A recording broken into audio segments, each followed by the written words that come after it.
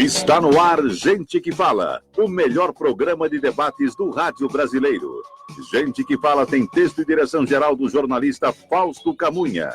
Gente que Fala reúne de segunda a sexta-feira formadores de opinião para discutir as principais notícias do dia. Gente que Fala tem o selo de qualidade ABCOM.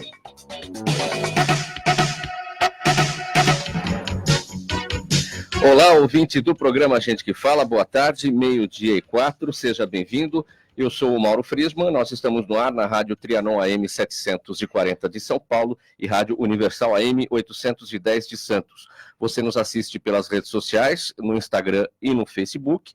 Eu te convido para curtir as nossas páginas e acessar o nosso blog, é o gentequefala.com.br, e nós queremos também a sua participação, fazendo perguntas aos nossos convidados hoje pelos telefones 3289-3580 e 50525555. Hoje é quinta-feira, como de praxe, mais uma edição do Gente do MPD que Fala, é uma parceria nossa com o movimento do Ministério Público Democrático e o apoio do Instituto Ética Saúde. Eu apresento agora os nossos convidados, aqui à minha esquerda, para você que nos vê pelas imagens, o Procurador de Justiça aposentado, Ricardo Prado, presidente do Movimento do Ministério Público Democrático. Ricardo, seja bem-vindo. Eu agradeço, é sempre um prazer e uma honra poder estar aqui presente e poder debater com os nobres convidados.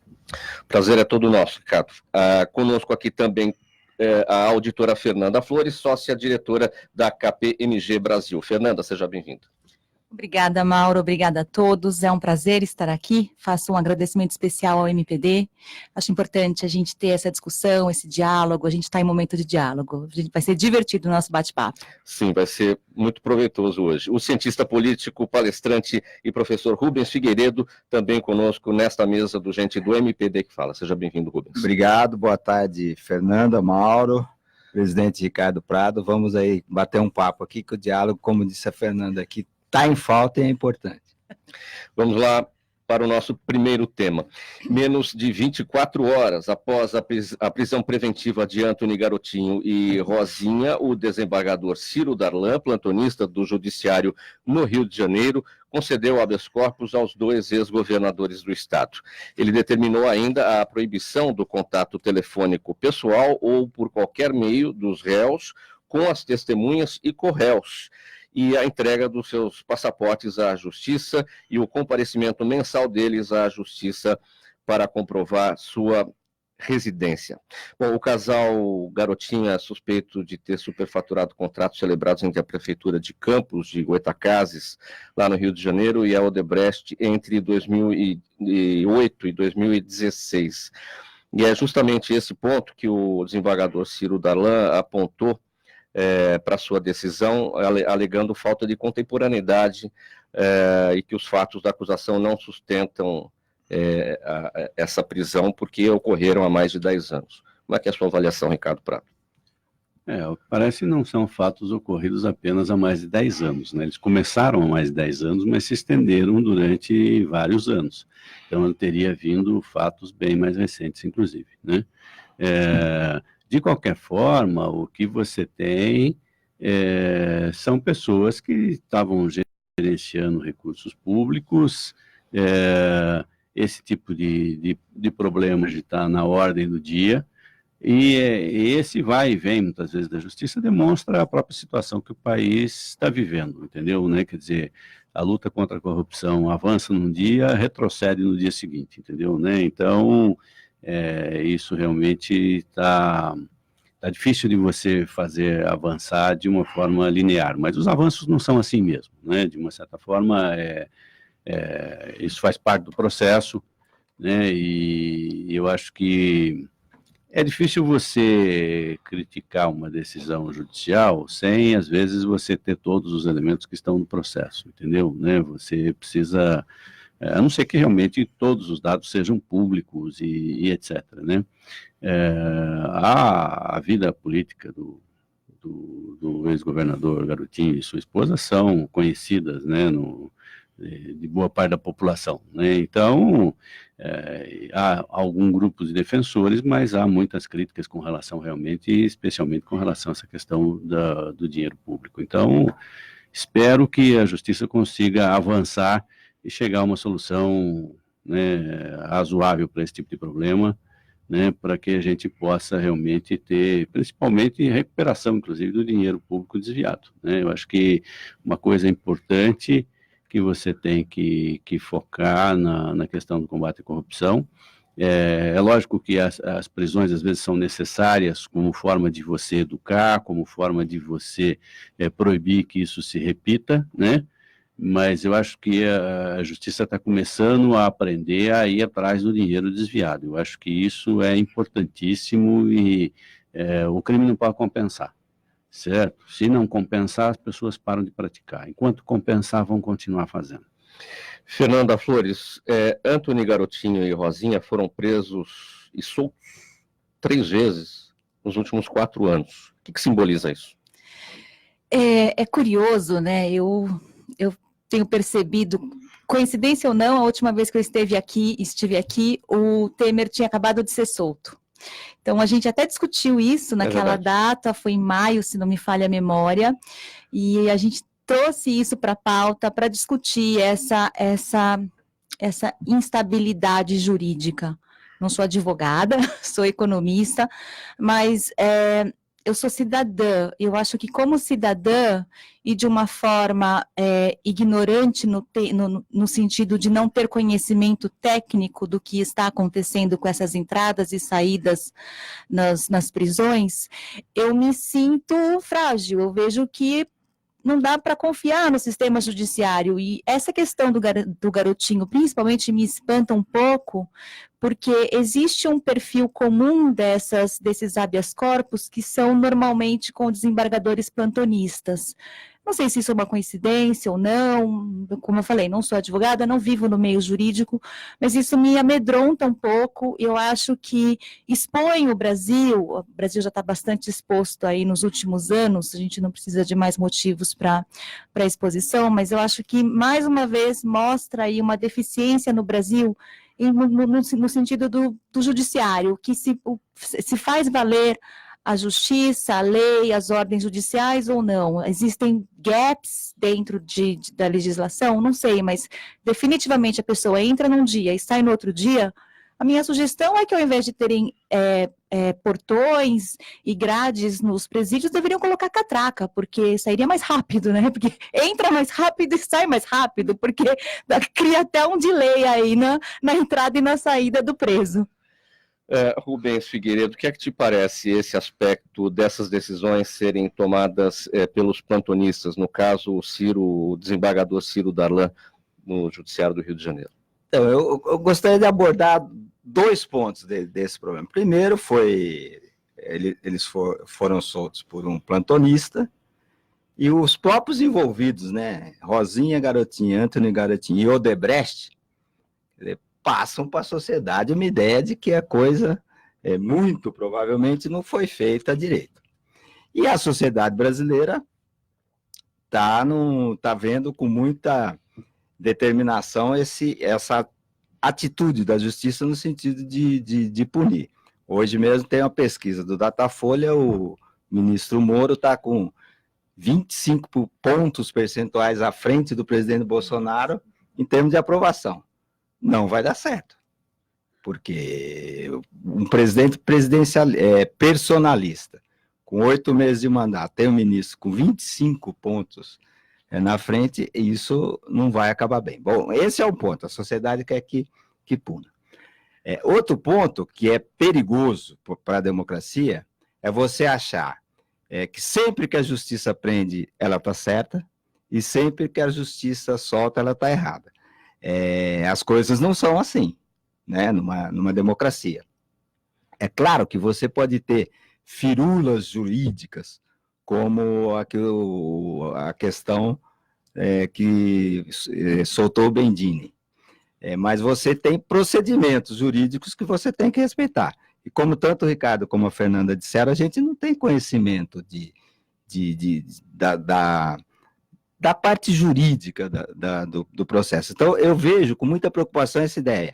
Prendeu, está certo, soltou, está errado. A gente precisa ver o que a lei diz e aquilo que é correto do ponto de vista jurídico e democrático. Você citou a soltura do Aldemir Bendini. Aqui, para a sociedade, pode parecer que decisões iguais podem ser usadas para situações diferentes. E aí é que poderia ocorrer o erro. Sim, mas os exemplos são de milhares onde isso acontece. O que você não pode passar para a sociedade são 2 pontos. O primeiro é insegurança jurídica. É isso que você falou, o mesmo caso provocando decisões diferentes. E o segundo é você ter essa visão judicialista da opinião pública, que o legal é punir. O legal, tanto do ponto de vista jurídico, como do ponto de vista que é bacana punir, sem que você analise o que o réu fez e o que as leis dizem e como a justiça deve agir. Ricardo Prado, a notícia diz o seguinte, que o Ciro Dalão, desembargador lá no Rio, determinou a proibição de contato telefônico, pessoal ou por qualquer outro meio dos réus com as testemunhas e corréus. É possível que isso não ocorra, esse contato? Como garantir isso? Aí que tá, você não tem controle absoluto, muitas vezes, sobre essas medidas, mas você tem algumas formas de monitoramento, sim, né? Hoje você tem controle sobre meios eletrônicos, etc. Então, você tem algumas possibilidades disso, né? E se chegar ao conhecimento, né, da justiça de que as regras foram quebradas, então aí você revoga o benefício e manda recolher a prisão, tá? Então, você dizer, há um controle absoluto da justiça sobre isso, absoluto é difícil, né? Mas que há uma Então, fiscalização muitas vezes efetiva, muitas vezes assim. Agora, essa dificuldade ou essa falta de garantia já não justificaria a prisão pelo fato de não se poder garantir o fim do contato entre eles?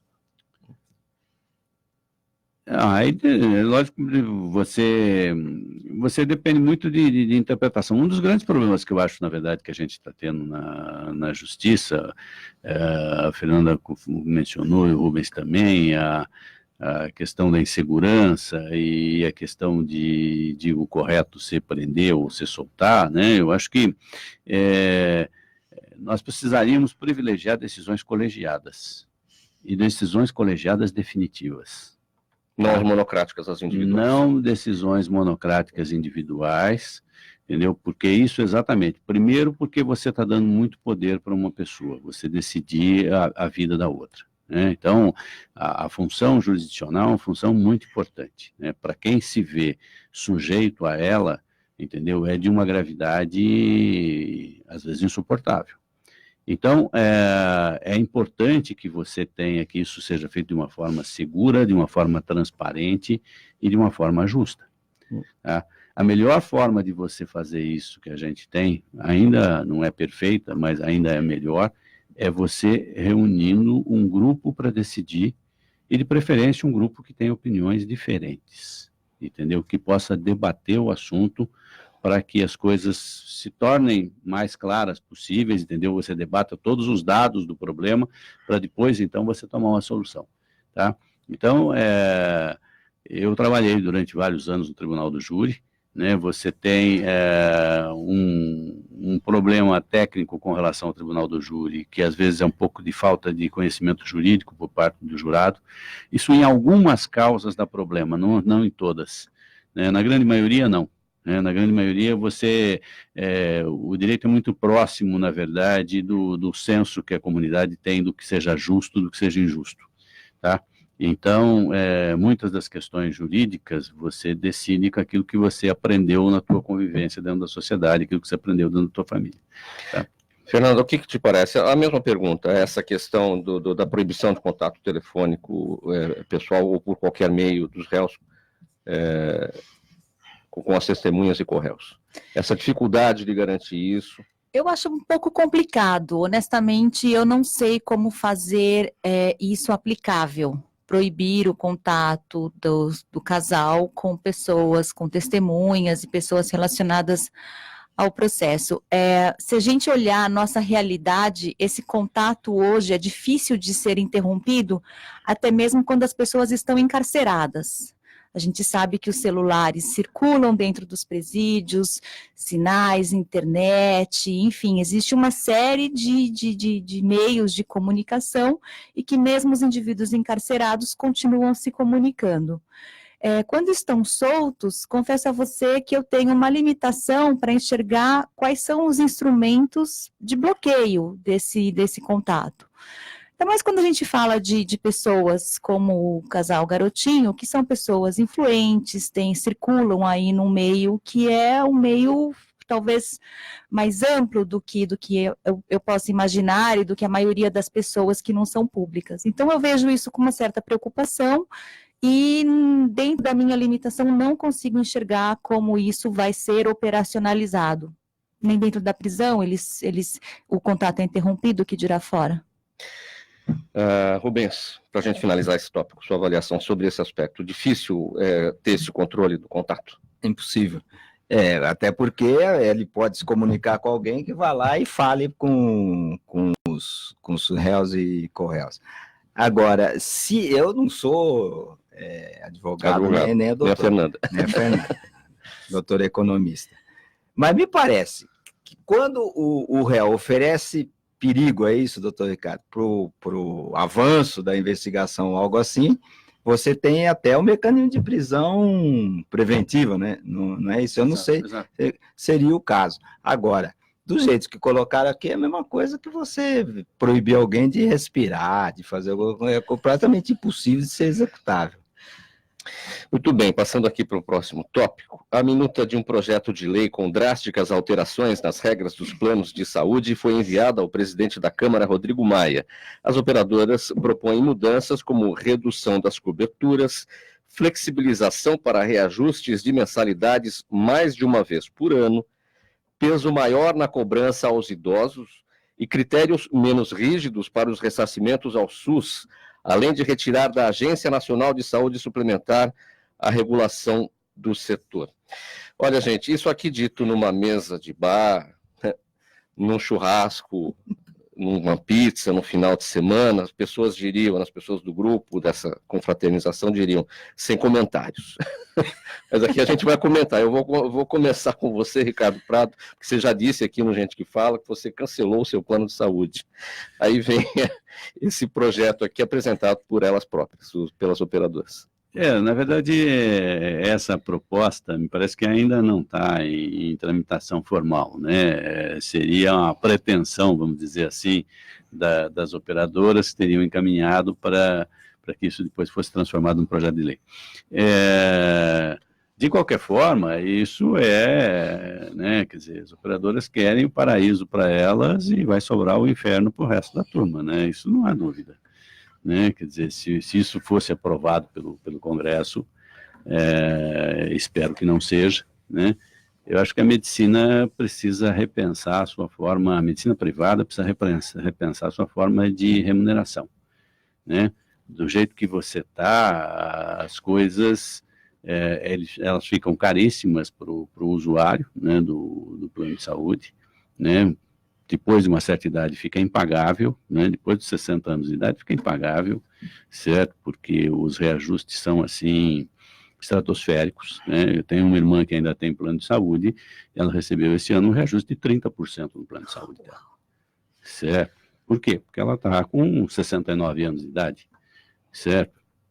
Então, para não dizer que vão aumentar aos 30, quando ela fizer os 70, já aumentaram quando ela fez 69, entendeu? 30% de aumento no plano de saúde, né? Ela vai gastar com o plano de saúde mais quase do que ela paga com o resto das despesas mensais dela, certo? Eu já conversei com ela, vamos cancelar o plano de saúde, uma outra forma. E, na verdade, é isso. Eles querem você quando você está jovem, quando você está saudável, entendeu? Né? Enquanto você paga e não usa, né? E depois, quando as pessoas já estão com uma certa idade, entendeu? Né? E vão dar problema, e vão precisar do médico e etc., aí já não, você deixa de ser interessante. Então, e olha lá, né, Ricardo, que aqui está dizendo, as operadoras propõem mudanças como redução das coberturas, flexibilização para reajustes de mensalidades e piriri pororó, mas isso para todo mundo, não é nem para os mais velhos. Isso, sim, né? não. Você vê que a retirada da Agência Nacional de Saúde é exatamente retirar qualquer controle sobre o preço. Né? Quer dizer, eles cobram o preço que eles quiserem, o mercado fica livre e pronto. Né? Eu acho que o risco disso é você restringir esse mercado cada vez mais, né? Eles já estão perdendo muita gente e vão continuar perdendo. Eu acho que nessa linha você fica, para a população, fica impagável. Nesse sentido, de perdendo muita gente, Fernanda, que o Ricardo destacou, não é um tiro pela culatra? Se apresentar um projeto nesse sentido? É curioso, Mauro, essa minuta de projeto de lei é no mínimo uma piada de mau gosto, né? Assim, quando você lê a proposta dos planos e a proposição das mudanças, você fala, mas realmente quem propôs essa minuta de projeto de lei leu, conhece a realidade? E realmente, eu confesso a você que eu li umas 2 vezes para entender se eu estava lendo direito, porque é uma ofensa. Mas eu acho que talvez o problema, definitivamente, essa redução dos clientes vai acontecer, é um tiro pela culatra, e no meu ponto de vista, o sistema de saúde, tanto público quanto privado aqui no Brasil, é autofalível, ele foi feito para se destruir. Como resolver isso? Eu vejo que existem algumas tentativas, mas não vejo muita solução. Quando eu vejo uma das propostas dessa minuta de projeto de lei, é o ressarcimento do plano ao SUS, porque hoje, se um paciente que tem plano, ele é internado ou atendido em algum hospital público, o SUS cobra esse reembolso do plano de saúde, porque o paciente deveria ser atendido num hospital privado da rede.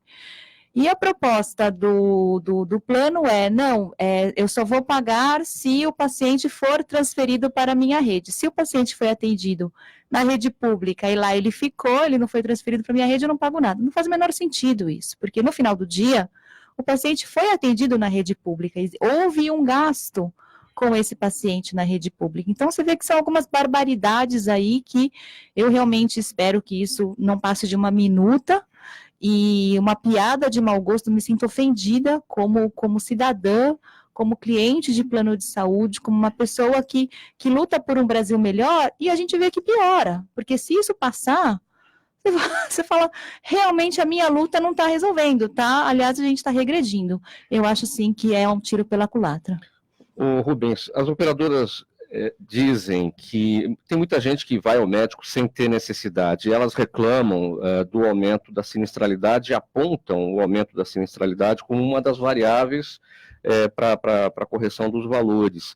Por outro lado, muito se fala na medicina preventiva, de se ir ao médico para pensar na saúde, não pensar na doença, ou seja, você vai lá se prevenir dos problemas. Isso significa aumento de sinistralidade, você vai usar o plano para ver se está com algum tipo de problema que vá levar à doença. Como é que a gente equilibra os pontos? Então, primeiro eu queria falar um pouquinho do sistema de saúde do Brasil, né? O Brasil é o maior sistema de saúde público do mundo inteiro, o nosso SUS, e a Constituição fala assim, Fernanda Ricardo Mauro, ela fala assim, ó, não é com essas palavras, mas fala assim, eu vou cuidar de todos os brasileiros, o tempo inteiro, em todas as doenças. Então, você imagina o volume de recursos que isso demanda. Esse é um ponto. Segundo ponto é que você tem uma população envelhecendo no Brasil e no mundo e vivendo cada vez mais. Tem um dado recente da Organização Mundial de Saúde. Para quem faz 60 anos, o Brasil é o 4º país do mundo onde se vive mais. Então, você imagina, e é onde as intercorrências médicas se acumulam. Isso que você perguntou é interessante. Alguns planos de saúde, eles já provocam o exame laboratorial, uma espécie de check-up, justamente para evitar que você desenvolva um problema crônico, quando o plano de saúde vai ter que desembolsar mais da assistência até o falecimento da pessoa, e você faz esse monitoramento de uma forma mais inteligente. Eu acho que quando você propõe um projeto de lei que vem de algum setor da sociedade organizada, normalmente vem coisa dessa natureza aí. Eles estão pedindo isso daí, mas se conseguir, não vão conseguir 20%, 25% disso, porque tanto o Ricardo como a Fernanda disseram, isso aqui é de você sair na rua com bandeira e tentar derrubar o governo. Eu acho que isso daqui não passa, mas é um problema grave. E o último problema é que nós estamos numa crise econômica monumental. Quem paga isso é aposentado. Aposentado do setor privado ganha no máximo R$ 5.700, e o plano de saúde aumentando 30%, como disse o Ricardo, onde é que nós vamos parar? Então, mas essa questão pode ser, a mesma pergunta que eu fiz para a Fernanda, o tiro pela culatra, ou seja, você falar da sinistralidade, por um lado, e por outro, você incentivar a pessoa ir ao médico para poder se prevenir dos problemas. Às vezes esse incentivo fica mais barato, às vezes não, né? O incentivo fica mais barato, porque você pega uma doença como o câncer, no começo é uma coisa, se você pegar depois de uma certa altura é outra, se você fizer um exame de glicemia e a pessoa descobrir uma propensão a diabetes, antes é uma coisa, o tratamento é mais barato, se você descobrir depois é outra coisa. Então você tem uma série de AVC, que é um problema gravíssimo, se você descobre que a pessoa tem pressão alta é uma coisa, se ele tem um AVC é outra. Então tudo isso, do ponto de vista da racionalidade da economia, estou aqui invadindo a seara aqui da doutora Fernanda, faz sentido, é racional. Passando aqui para o próximo tópico, o presidente Jair Bolsonaro disse que deve vetar quase 20 pontos da lei de abuso de autoridade aprovado no dia 14 de agosto na Câmara dos Deputados. O presidente Bolsonaro tem até hoje quinta-feira, dia 5, para anunciar a decisão. Em caso de veto, o texto volta para análise do Congresso Nacional, que pode manter ou derrubar os vetos presidenciais. O projeto engloba atos cometidos por servidores dos 3 poderes, do Ministério Público, dos tribunais e conselhos de contas e das Forças Armadas. Ricardo, inicialmente falava-se em 9 vetos, hoje o presidente já aponta aí para quase 20, bem acima do previsto. A última notícia já que está saindo são 36, parece, né? Então vai vetar tudo, porque são 37. Não, na verdade, eu tenho a impressão que não. O que acontece é o seguinte, haverão vetos, às vezes, sobre expressões, entendeu? Tá? Vetos parciais, entende? Então, por exemplo, você tem um dos crimes, por exemplo, apontado para crime praticado por promotor de justiça que denunciar irregularmente uma pessoa, tá? Então, você tem lá duas hipóteses do mesmo artigo. Uma, se o promotor denunciar uma pessoa que ele sabe que é inocente, tá? Então, quanto a isso, não há dúvida, certo? Né? Quer dizer, se o promotor sabe que a pessoa é inocente, ele não pode apresentar uma denúncia contra a pessoa, certo? Então, isso é claríssimo, entendeu? Tá? Isso deve ser mantido, não há dúvida. Mas, nesse mesmo dispositivo, junto, diz o seguinte, que o promotor também comete crime se não houver justa causa fundamentada.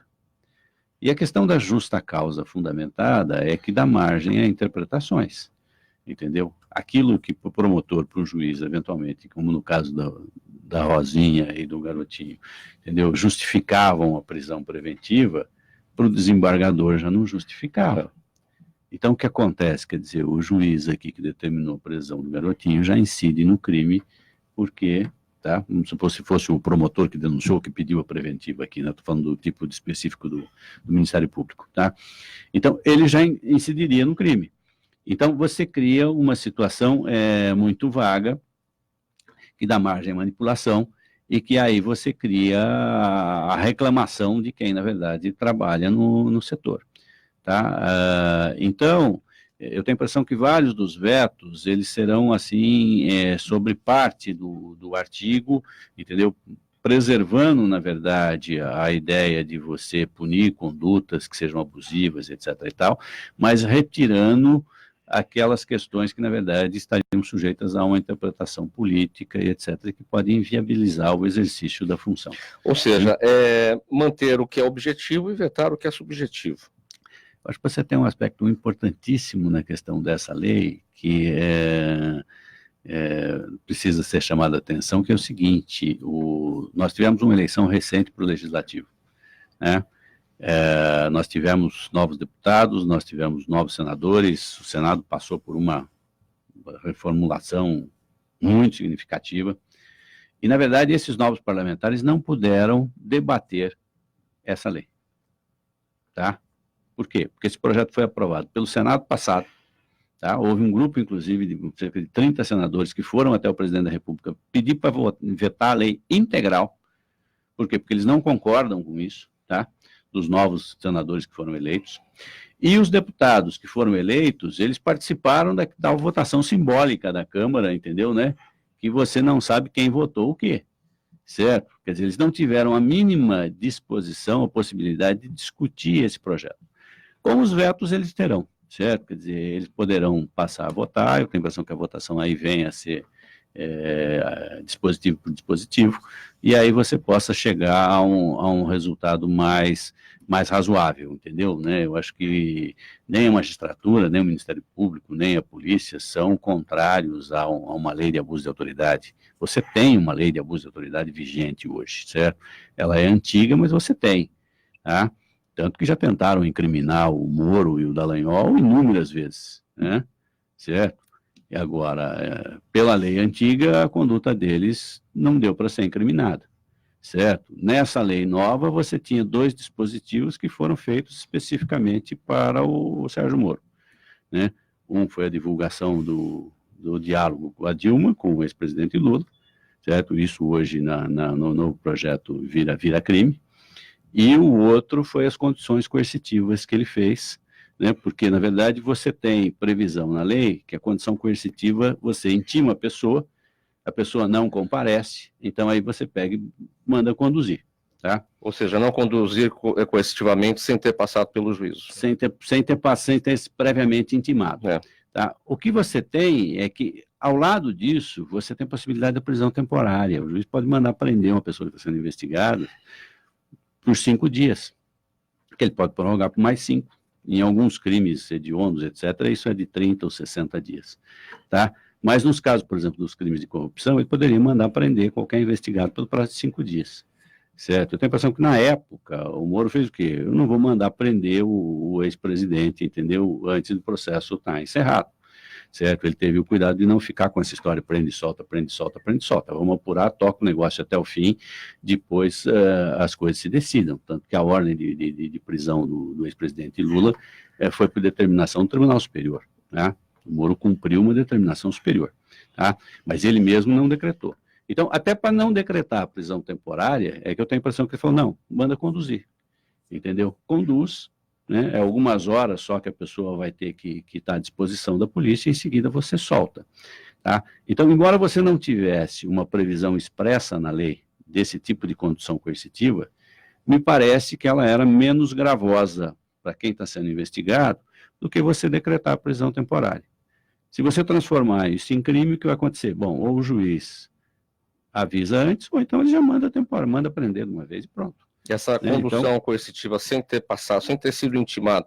Exatamente, entendeu? Então essa é outra questão que me parece que era um avanço para a legislação, mas que pela lei de abuso de autoridade isso vira crime, certo? Mas agora vamos ver o resultado dos vetos especificamente para ver como é que isso vai ficar.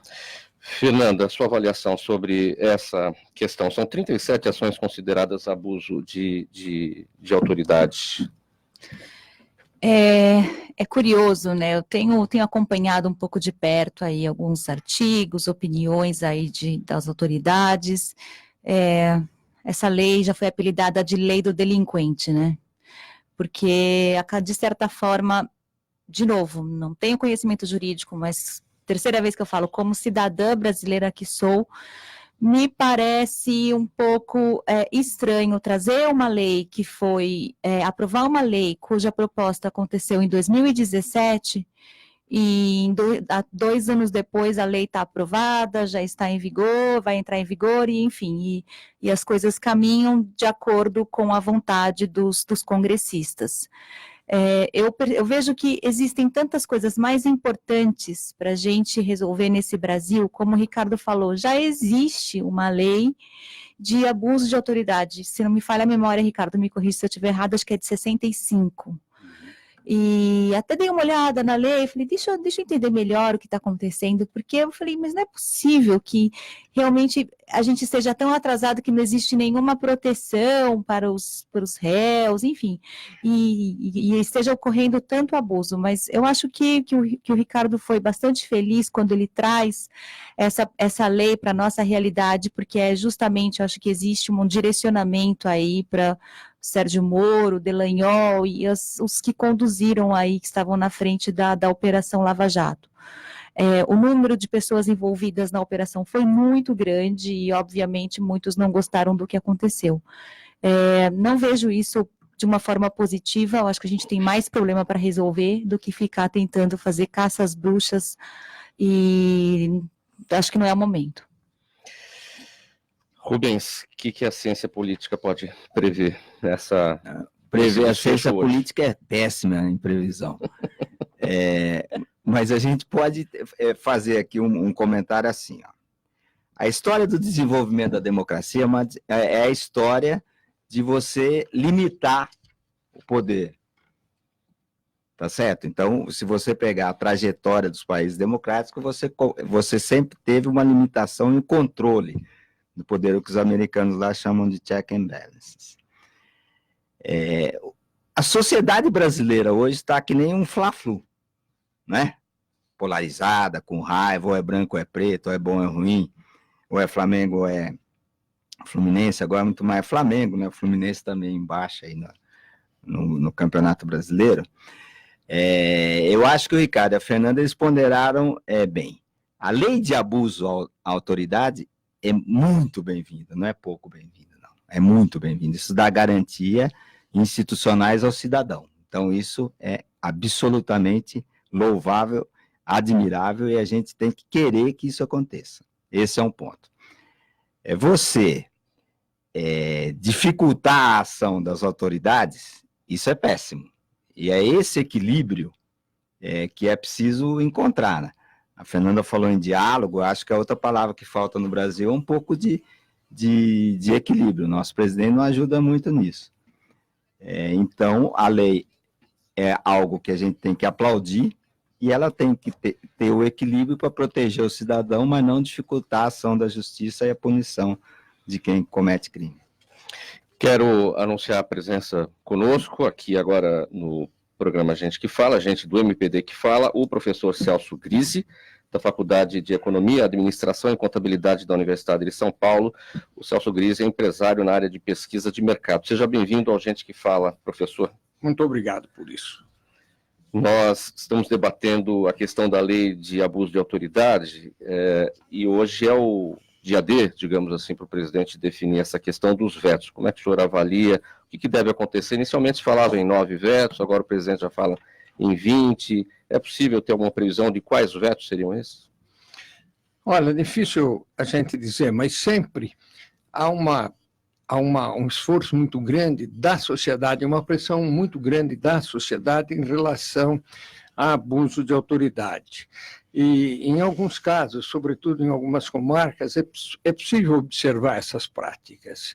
E ainda que a promotoria, ainda que o Ministério Público se queixe disso, os próprios juízes se queixem disso, a verdade é que precisa pôr limite a essas ações. Eu acho que alguns vetos devem ocorrer, sim, sobretudo em proteção à magistratura, à promotoria, e nesse sentido, eu não sei, eu acho que há muita coisa ainda que nós devemos mexer, né? E, sobretudo, esses abusos acontecem muito na justiça do trabalho. Chega a uma exacerbação da autoridade que revolta o cidadão. Eu tenho visto, ainda recentemente, alguns empresários me procuraram para usar uma expressão muito triste. Eles falam assim, toda vez que eu vou à Justiça do Trabalho, eu volto um homem pior. Eu me torno um empresário menos humano. Eu passo a me incomodar menos com a miséria humana. Houve um que chegou a me dizer que essa situação de miserabilidade pode parecer até justiça. Acho que tomado por ideologias esquerdizantes, que, aliás, a qual eu sou simpático, me identifico muito com os pensamentos de esquerda, mas não gosto da burocracia que se cria em torno disso, dos péssimos hábitos que foram desenvolvidos a partir de certas crenças, sem menor respeito à realidade. O empresário hoje não contrata. Ele não quer contratar. O custo de uma demissão quebra uma empresa. E isso não há menor sensibilidade por parte da Justiça do Trabalho e, às vezes, em outras causas também. A justiça brasileira precisa se aproximar da realidade, do seu povo, deixar um pouco os aspectos formais da lei e o apego obstinado dela sem interpretações que possam contemplar a realidade nacional. É difícil dizer isso, é duro, porque eu mesmo tenho formação jurídica, tenho um respeito muito grande pelas instituições, pelo judiciário em especial, mas eu acho que há um abuso nisso. Já que o senhor relatou essas queixas dos empresários em relação à justiça trabalhista, o que eles consideram como ponto de equilíbrio entre os direitos do trabalhador demitido e os deveres dos empresários na hora da demissão? Bom, eu acho que direitos e deveres têm que ser olhados pelos dois lados. Não pode haver só direitos para o trabalhador e esse conjunto de deveres incríveis ao patrão. O custo é muito elevado. Contratar uma pessoa e pagar esses encargos e vê-los mal aplicados, como é o caso do fundo de garantia, é revoltante, porque se pagou para aquele homem tivesse um amparo. E com esta remuneração abaixo da inflação, inclusive, durante anos a fio, a gente se sente violentado. Isso é um abuso descabido. Acho que os empregados, basta recorrer às sentenças judiciais que a gente vê, estão protegidos por um conjunto de leis absurdas. A atividade empresarial não as suporta. Colegas que instalaram fábrica no Canadá, no Paraguai, alegam que foram para o Paraguai porque tem mão de obra intensiva. E lá o encargo não chega a 40%. E que no Brasil ele não consegue manter a empresa. Todos são beneficiados. E o pior é que a sua palavra como empresário e nada é a mesma coisa. O empregado fala, eu faço hora extra. Fiz hora extra no domingo, por mais que você prove que essa atividade não podia ser realizada no domingo, a sentença te condena por hora extra no domingo. Condena a todos, não é a uma pessoa ou outra. Você vê isso e fala assim, bom, ou este juiz não sabe o que é um domingo, é um dia em que as empresas não abrem, não se trabalha, ou ele está querendo, de alguma forma, consertar o mundo e dar um dinheiro ao trabalhador a que ele não fez jus. Então, eu acho que nós precisamos rever tudo isso. Acho que, nessa altura, nós estamos tão atrapalhados com a justiça do trabalho tomada por pessoas de ideologia tão forte que eu cogito que a melhor solução seria extingui-la. Essa é a minha opinião pessoal. A justiça do trabalho deveria ser extinta.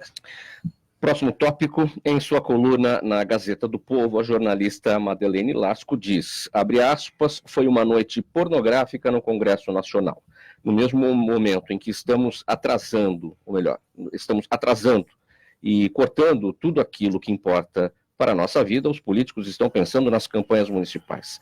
Fecha aspas. A jornalista Madeleine Lasco fala da votação que, na calada da noite, como um erro de cálculo da Receita Federal, deu um aumento de mais de 650 milhões de reais ao fundo eleitoral. Dinheiro público usado para fazer campanha e agora também para pagar advogados e políticos filiados aos partidos. O Ricardo, esse dinheiro, tem um outro ponto que a Madeleine destaca, o dinheiro devolvido por quem não quiser usar o fundão será dividido entre aqueles partidos que quiserem usar o fundão.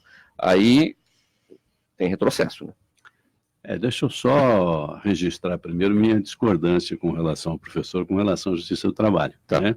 Eu acho que por mais falhas que você possa ter, entendeu? Você tem que procurar fazer com que as instituições evoluam. Né? Excessos existem de todos os lados. Existem dos empregados, existem dos empregadores. Né? E é preciso que a sociedade evolua nisso, entendeu? De forma que eu registro a minha discordância com relação ao posicionamento do professor. Né? Respeito a opinião, mas registro minha discordância.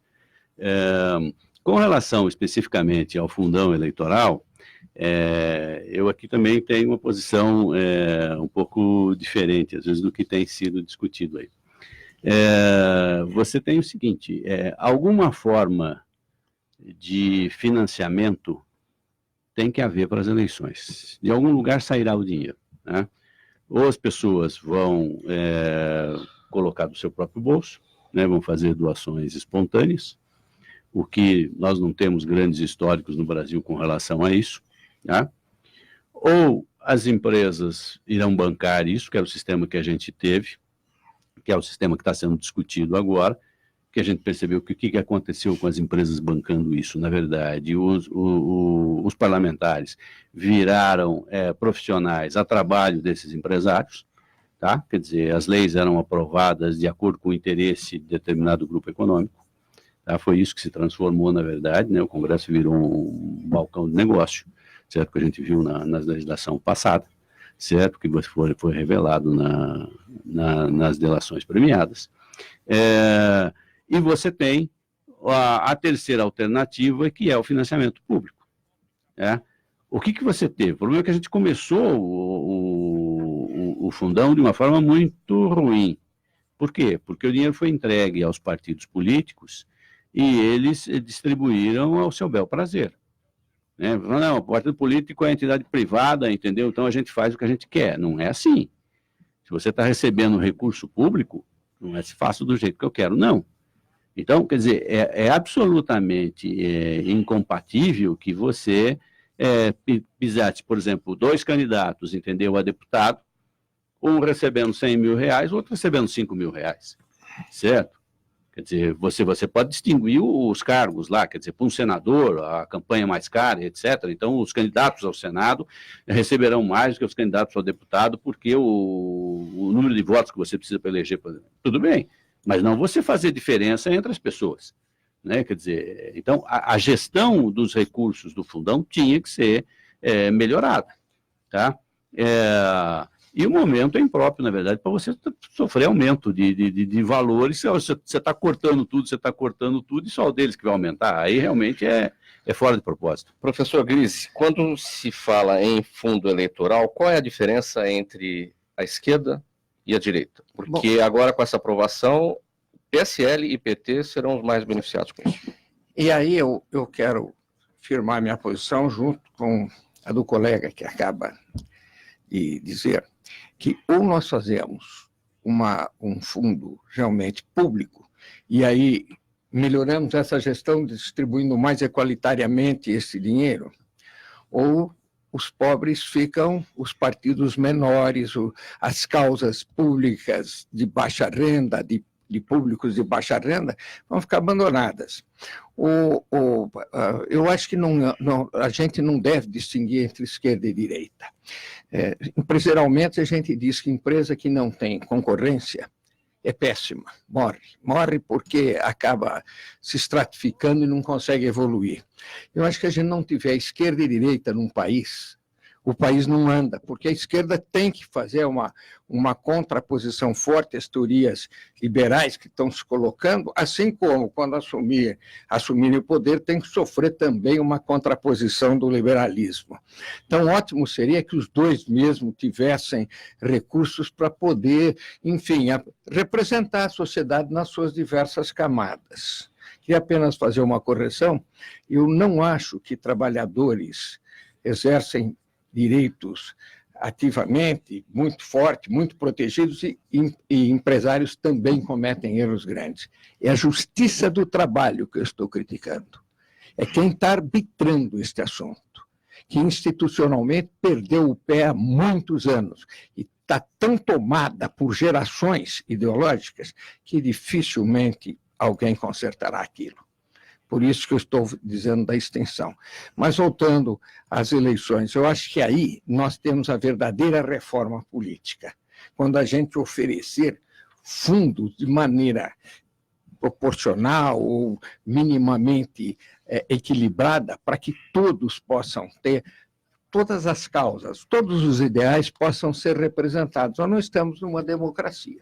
Fernanda, o Brasil tem condições de chegar num modelo ideal de financiamento de campanhas eleitorais? Essa pergunta é De 1 milhão, a pergunta de 1 milhão. É bastante complexa. Eu adicionaria uma quarta opção ao raciocínio do Ricardo e que ajuda a responder essa pergunta. Eu acho que os partidos políticos, que não são poucos, aí eu acho que a gente tem também uma questão, uma reforma política que a gente precisa pensar, porque 36, eu parei no 36, deve ser mais, talvez. 30 e tantos partidos políticos não ajudam nada. E essa quarta opção seria um novo formato de se fazer campanha política. Eu acho que a gente está no momento, o mundo todo está em transição, a gente está numa fase de inovação, e eu acho que aquela campanha política tradicional de sair numa caravana ou subir num palanque, já não pode mais trazer cantor, a gente já sabe. Mas pessoas influentes, enfim, eu acho que isso poderia ser diferente. Eu acho que um bom exemplo de uma campanha política feita de uma forma diferente foi na última eleição, a deputada estadual Janaína, daqui de São Paulo, que foi a deputada estadual mais votada na história do Brasil, com 2 milhões de votos, e ela fez o financiamento da campanha dela com recursos próprios. Ela não aceitou doação, o custo foi mais ou menos de R$40 mil, e ela ganhou. Então, eu acho que talvez uma quarta opção seria um novo formato de campanha política. Rubens, certamente esse é um dos assuntos mais tratados na ciência política. Fundo eleitoral. O que nos tranquiliza é que isso daí não é bem aceito pela sociedade em lugar nenhum do mundo, né? É um problema em qualquer democracia do mundo, qualquer país do mundo, esse é um problema. Agora, a gente não pode ser sonhador, né? A Madalene, que é minha amiga, ela botou aqui, os políticos estão pensando nas campanhas municipais. Ia pensar em quê? Na show da Orquestra Sinfônica de Viena, sei lá. Eles têm que pensar na eleição, pô. O partido vive de eleição. E também não dá. O Ricardo e o professor Luiz falaram, é muito bonito você achar que tem que ser igual para todo mundo, mas também em nenhum lugar do mundo é assim. E algum critério há de ter. E o critério estabelecido, o número de parlamentares, eu acho que é bastante razoável. E uma parte dividida igualmente. Então é bastante razoável, é o que dá para fazer. Agora, aumentar ainda mais o fundo partidário, nesse momento que nós estamos vendo, aí é mais que pornográfico, né? Muito bem, gente. Eu vou já aqui encerrar o programa, antes das despedidas de vocês, porque infelizmente não temos mais tempo. Um agradecimento a todos em nome da equipe do programa Gente que Fala. Hoje, mais uma edição do Gente do MPD que Fala, uma parceria nossa com o movimento do Ministério Público Democrático e o apoio do Instituto Ética Saúde. Um agradecimento, então, ao Procurador de Justiça aposentado Ricardo Prado, a auditora Fernanda Flores, da KPMG Brasil, professor Celso Grise, empresário na área de pesquisa de mercado, cientista político, palestrante, professor Rubens Figueiredo. Na mesa de som, o Cléo Rodrigues, apresentação minha, Mauro Frisman, na gerência técnica da emissora, o Sérgio Souza, pauta e redação, Pedro Schiavon, diretora de produção, Zenilda Salvato, direção-geral do jornalista Fausto Camunha, do outro lado do programa Gente que Fala, você, ouvinte, a razão da nossa presença aqui. Fique agora com o programa Caio Sorriso Show, alegrando seu início de tarde. Obrigado e até amanhã. Tchau, tchau. Programa